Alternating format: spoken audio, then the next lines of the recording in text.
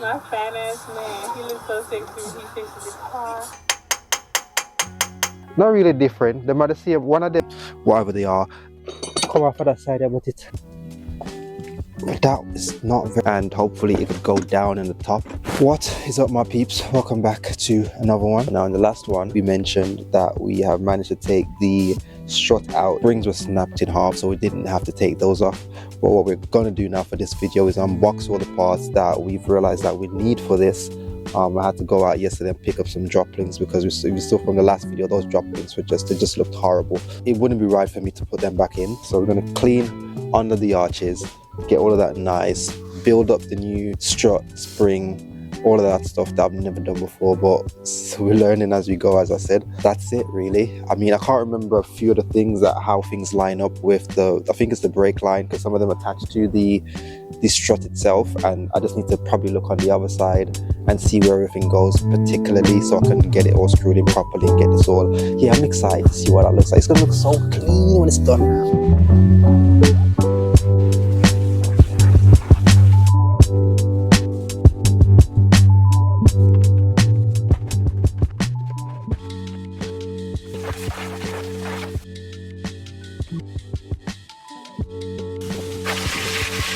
These are all the parts we currently have. Before I get into everything, I want to unbox everything because I can't be bothered. I just want to get that spring transferred and everything on that side. So that's the spring, that's the shocks, there's a few other bits and bobs. Some things you see is already open, but we'll get into those as we take them apart. I had to pick some new tools up yesterday and some droplings to get the top mount of that off, because you have to, yeah, we'll get into that in a minute and we see what we have to do and how they work. But another thing I was just thinking about is these rubber bits, whatever they are, they sat on top of there. Now you can see they were pressed out and damaged, and I'm guessing because they were there, they need to be replaced. I can't find them anywhere. Because of those little things, I just want to build a suspension. I'm not going to unbox everything. I'll unbox them as I'm going along, because that's going to take me too much time. It's already like 2:30, and you know the sun goes down at like 3 o'clock, so we have to make do with the next 30 minutes that we do have. So enough with the rambling. We're going to get that off, get the strut out, transfer everything over. The rubber components that sit on top of the spring and on the bottom of the spring are okay. I did get, however, new covers and bomb stops. We'll figure out how all of that works, put them all together and go from there. So yeah, let's do that now. So we're going to be using this spark plug socket. So it has like this hex bit at the top and 18 at the bottom. I need to get this black ring from the inside out so we can then try. I hope this works, because I have no other alternative right now, and I literally just picked these up yesterday to try and get that strut out, because I was having problems with the 18s that I had in here. We'll show you why in a second. Just going to use this Allen key and try and get this rubber ring out. Maybe I have to go like that, and if that goes in right there into the top of the strut mount, then we can do a clockwise, anti-clockwise, and get it off. So let's see. Hop that little thing off, put this safe away so we don't lose it. I hope this Allen key fits in there. Does it? It doesn't, so we need a bigger one. But this 18, does it fit? Yeah, the 18 fits, that's perfect. But the Allen key, however, doesn't, so we need a bigger Allen key. This hex bit right there. So now you watch videos online and you know people get this job done in like 30 minutes and you think, okay, I can do that. No, it was not that easy for me. One, I did not have all the right tools to do it, so I was here for hours and hours. Like this was sped up, but it took hours just going through different Allen keys, different like alternatives, trying to make this work, but nothing actually worked. I did actually have to go out and get something else to get it off, thanks to a comment someone left in one of my shorts to get this tool that you see later on in the video, and I did manage to get it off. That was super useful. Even like this hex big set, I went out, got it, I had to return it because it didn't work, but we did manage to do it in the end. But yeah, it was a nightmare. Make sure you have all the right tools. I try and list below everything that I did use, so if you do this, you'll find it helpful. I'm not gonna sit here and say I'm absolutely not terrified to do this. I don't want that type of energy in my space, but yeah, this is something. This is something. Father, I pray you watch over me as I embark on this journey. Because, yeah, man. Now, if you've made it to this point of the video and you haven't liked and subscribed already, please do so. Be massively appreciated. It's a bit of encouragement that I appreciate. Now, as much as I was looking forward to doing this, it took me hours. One, because I didn't have all the right tools. No electrical tools that to just press a button and everything's off, press a button, everything's on. Yeah, I had to do everything manually with this ratchet that I got from a TMU set that kept breaking. Not kept breaking, but it kept getting loose, so I had to tighten it down and kept going. And you can imagine the amount of pressure that this required to get these springs compressed to the point where they could actually fit everything for me to tighten it up. You can see here that it wasn't completely like sitting correctly, so I had to keep going and keep going. And even then, it still wasn't enough. I had to get it all the way down, and I was terrified because the more I turned, obviously the tighter the spring compressed, and the more likely it was just to just blow off and take my hand with it. So yeah. So this is a standard one, and this is the Saks one. It looks like it has more in common. Let's take a look at the other one. Which is a Bilstein, Bilstein. You can see there, still has the indication there, but it is slightly also wider than that one, and then OEM. Maybe still useful, but not really different. They might have seen one of them slightly, that one is slightly wider, but me have the right one. And some bushings on here that's stuck in here. Bam, there you go. See, that's all. Ooh, yucky. That's the other one that goes on top of there like that. And then what's what? So let's remove that. Okay, so I don't think it matters left or right. Let's see if we can build this up. So it goes there. It's not the wrong side though. Let's just double check. Put this down, bam. Lines up in there. And it does fit perfectly in this one, but with the aftermarket one, put that there, which is obviously where it goes in that stuff.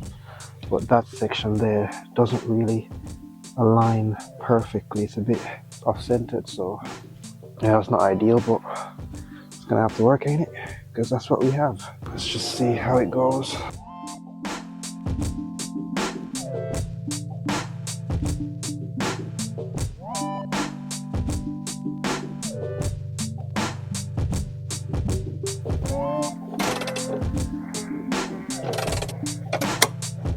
That part at the top, so that part at the top there. Now, I didn't show how I managed to get the old strut disassembled so I can get this base plate that you put the top strut in, whatever you call it, this thing that I had in my hand before, to put this in so it can sit on top of the strut to get everything tightened up.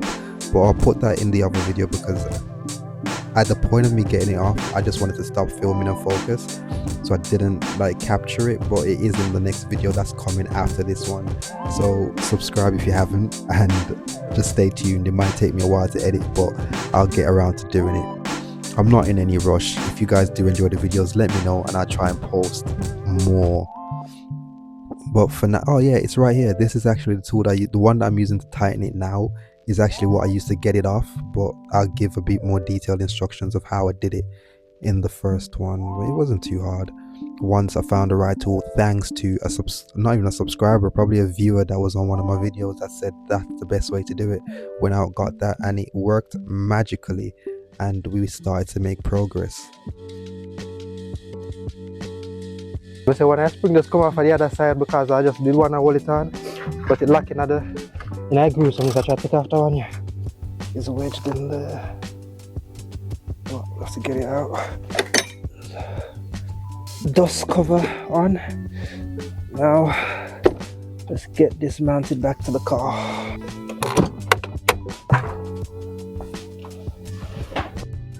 Now, working on your car, I mean, as you solve one problem, another one just seems to appear. And obviously not doing this job before, I kind of didn't know what to expect. Yes, you can watch videos and stuff along that lines, but everyone's approach or everyone's experience is a bit different because it just is. So initially when I took the the old strut out that the spring had snapped, it was a lot easier to take out because the spring or the shock was decompressed, because the spring was snapped and the whole car was just down on the strut, so it was all just, the gas was out, it was leaking, it was just decompressed, so it was easy to get out. Now trying to get this one back in was a lot more difficult because the shocks were sitting high, the springs were on, the springs were like, you know, full height or full in operation mode, if you want to call it that. It took me a while to figure out, but I had to just take some more bolts off, get some more stuff loose to create space. Even just getting this in was a nightmare. This little crowbar here to kind of pry this a bit right here, to pry that a bit so we can get this slid down. You can see I've kind of mushed the top of that from knocking it, but that's just that, so it sits flush with that section right there. And now I think I'm just going to undo, I think this is the wheel axle, I'm not sure what terminology that's, I think that's the wheel axle or something. I know these are like drop links and sway bars, not drop links, sway bars, so I'm guessing that's something axle or tow bar, I think that's a tow bar, front tow bar, rear tow bar, I don't know what tow bar. So we're going to undo that, make that should then make this drop down a bit, so we can get this under here, bolt it up, use this to then bring it up, put that back together and drop links, connect that. Let's go.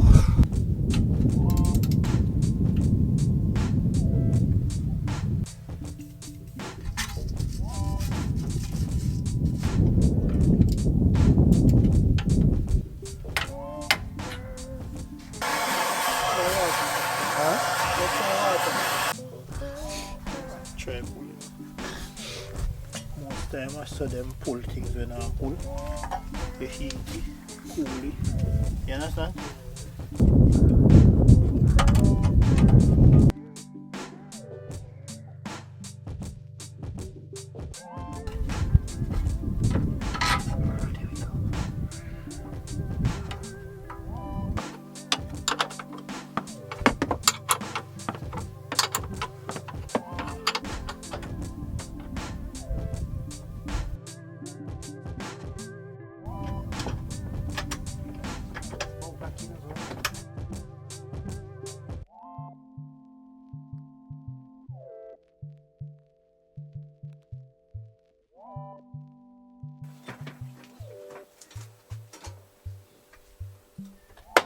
Up.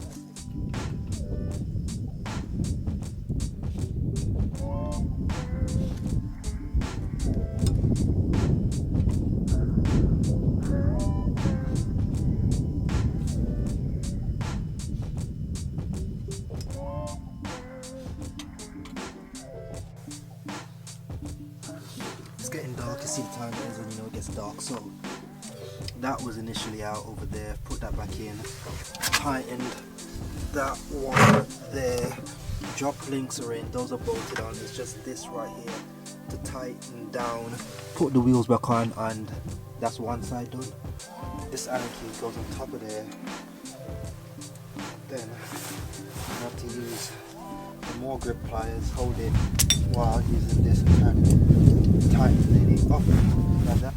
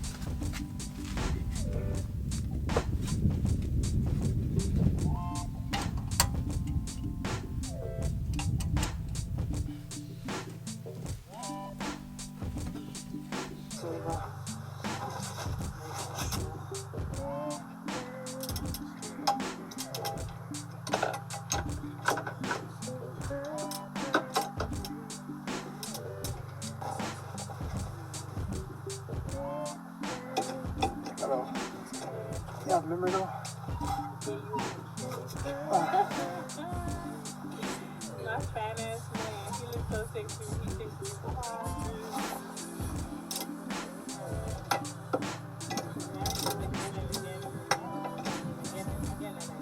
Again. Wait.